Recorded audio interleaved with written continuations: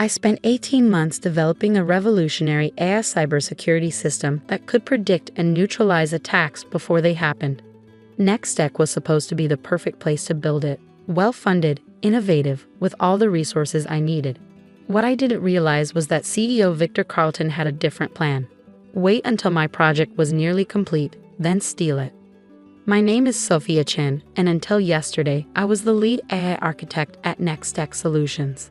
I left a cushy job at Google to join this promising startup, bringing with me years of expertise and an idea I believed could change the cybersecurity landscape forever. The precog security system, named after the precognitive beings in my favorite sci-fi movie, could identify attack patterns before they fully formed, creating defensive protocols that adapted in real time. For a year and a half, I worked 80-hour weeks, building the system from scratch. Victor would occasionally drop by my lab, asking seemingly innocent questions, reviewing progress reports.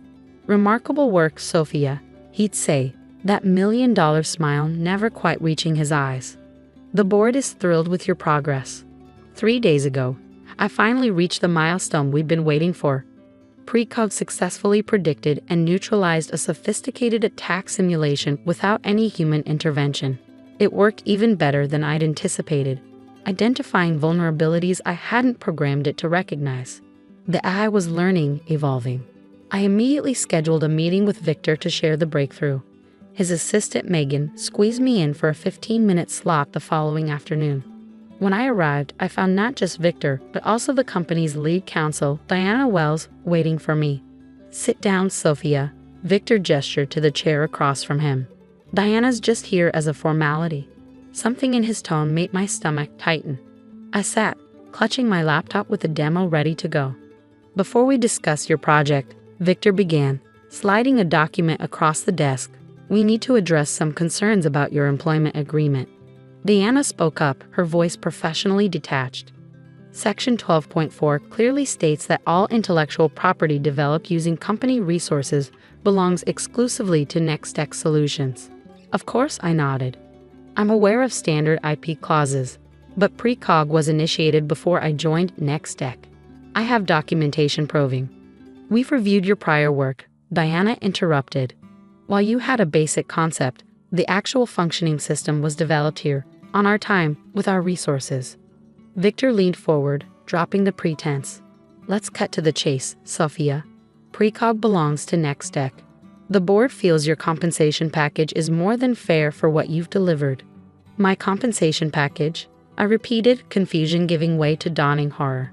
Victor smiled thinly. "Your employment contract has a success bonus clause. You'll receive a one-time payment of $250,000 when precog goes to market." Generous, considering industry standards. The betrayal hit like a physical blow. $250,000 for a system that would be worth billions. A system that represented years of my research, 18 months of my life. "Tomorrow," Victor continued, oblivious to my shock, "I'm presenting precog to our biggest investors. We expect to secure an additional $50 million in funding. After that, we'll announce our exclusive new cybersecurity product." "You're firing me," I said flatly. "Transitioning you out," Diana corrected. "Effective immediately, with your bonus, of course." "Congratulations, your employment is terminated," Victor said with that predatory smirk I'd seen directed at competitors but never at me. "Our legal team confirms your algorithm belongs to Nextech under your contract." I should have argued, threatened legal action, made a scene. Instead, a strange calm settled over me. They expected resistance, had prepared for it. What they didn't know was that I prepared too. 6 months earlier, I discovered Victor had accessed my secure development server after hours. Nothing was taken, but the intrusion alerted me. From that moment, I began building safeguards into precog, not just to protect it from external threats, but from internal ones too. I nodded quietly and handed over my laptop. "Of course, Mr. Carlton. Good luck with the investor demo tomorrow." Security escorted me to my lab where I packed personal items under watchful eyes. As I left the building, badgeless and carrying a cardboard box like a cliché of corporate dismissal, I smiled thinking about the special code I hidden in the presentation, set to activate exactly 10 minutes in. That night, I didn't panic or plot revenge. I ordered takeout, watched mindless television, and waited. My phone rang at 9:30 p.m. Megan, Victor's assistant. He wants to see you, she said without preamble. Now. It's almost 10 p.m., I replied calmly. He says it's urgent. A car is already on its way to your apartment. 40 minutes later, I was escorted into Nextech's conference room. Victor sat alone at the head of the table, his normally immaculate appearance disheveled, tie loosened, hair standing up where he'd run his hands through it repeatedly. Fix it, he demanded as soon as the door closed behind me. I settled into a chair, deliberately taking my time. Fix what, exactly? Don't play games, Sophia. You sabotaged the demo. I raised an eyebrow. How could I? I've been gone for 24 hours. Security watched me clean out my desk. I didn't take any devices, access any systems. Victor slammed his hand on the table. The test run crashed. The entire system started identifying bizarre threats that don't exist, generating thousands of false positives. It's completely unusable. Sounds like a technical issue, I said. Have you tried turning it off and on again? His face flushed with anger. This isn't funny. We have 12 major investors coming tomorrow. $50 million on the line. Your investors, I reminded him. Your system now, remember? Victor took a deep breath, visibly forcing himself to calm down. When he spoke again, his voice had that smooth, persuasive quality that had convinced so many people, including me, to trust him. Look, perhaps we were hasty yesterday. I'm prepared to discuss a more equitable arrangement, co-creator credit, a larger compensation package, maybe even some equity. I leaned back in my chair. What exactly happened during your test run? Victor hesitated, clearly weighing how much to reveal. The system seemed to turn on itself. It started identifying components of Nextech's own network as threats. Then it began generating reports, hundreds of them, documenting what it called internal ethical breaches. I couldn't help smiling. Precog is designed to identify threats, Victor, all threats. What did you do? I didn't sabotage anything. Precog is working exactly as designed. It's an AI system that learns and evolves to protect networks from malicious activity. During development, I fed it case studies of cyber attacks, including cases where threats came from inside organizations. Victor paled. You taught it to spy on us. I taught it to recognize threats wherever they originate. It's detecting something it perceives as malicious within Nextech. I wonder what that could be. Understanding dawned on his face. The system thinks I'm the threat. Not you specifically, but perhaps certain behaviors, unauthorized server access, attempts to modify creator credentials, plans to misrepresent ownership to investors. Victor's expression hardened. You can't prove any of that. I don't need to. Precog has been documenting everything for months. Every unauthorized access, every copied file, every modified document. It's all there in those reports it generated, with timestamps, access logs, and recorded keystrokes. The silence that followed was profound. Victor stared at me, calculation replacing anger in his eyes. What do you want? Full recognition as Precog's creator and primary architect. 50% ownership of all related patents and intellectual property. A board seat to oversee its ethical implementation.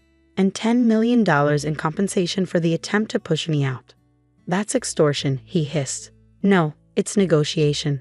Extortion would be me sending those reports directly to the investors and the SEC. Victor glared at me for a long moment before his shoulders slumped in defeat. The system, can you fix it for tomorrow's demo? Precog doesn't need fixing. It needs proper authorization protocols. It's currently identifying unauthorized command attempts because its creator has been removed from the authentication chain. Simple fix, actually. I pulled a flash drive from my pocket and set it on the table between us. This contains a proper authentication update that will resolve the immediate issues. Consider it a good faith gesture toward our new partnership. The contracts can be drawn up tomorrow.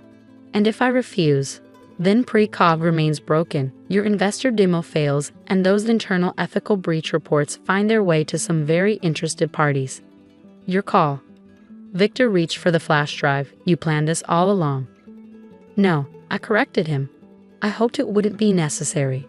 But after finding you in my secure server 6 months ago, I built in protections for the system and for myself. How did you know I'd try to cut you out? I stood to leave.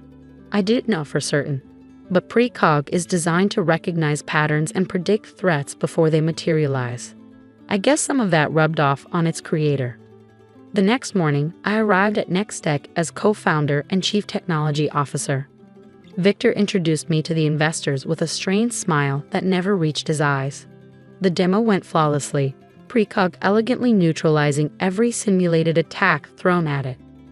One investor, impressed by the demonstration, asked Victor a question that made me hide a smile.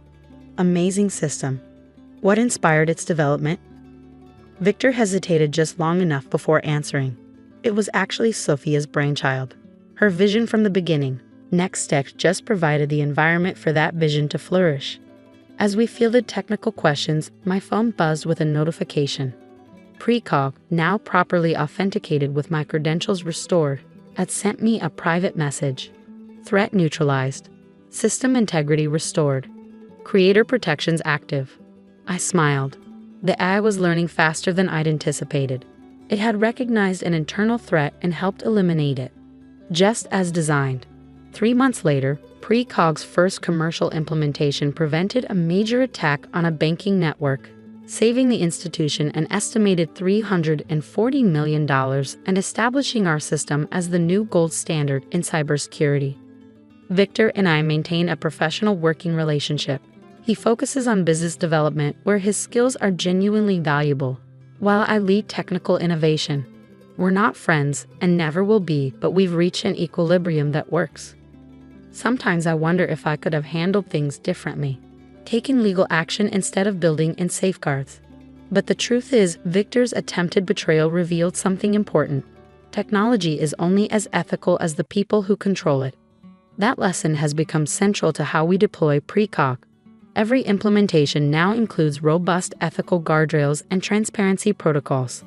The system doesn't just protect networks, it protects itself and its users from misuse.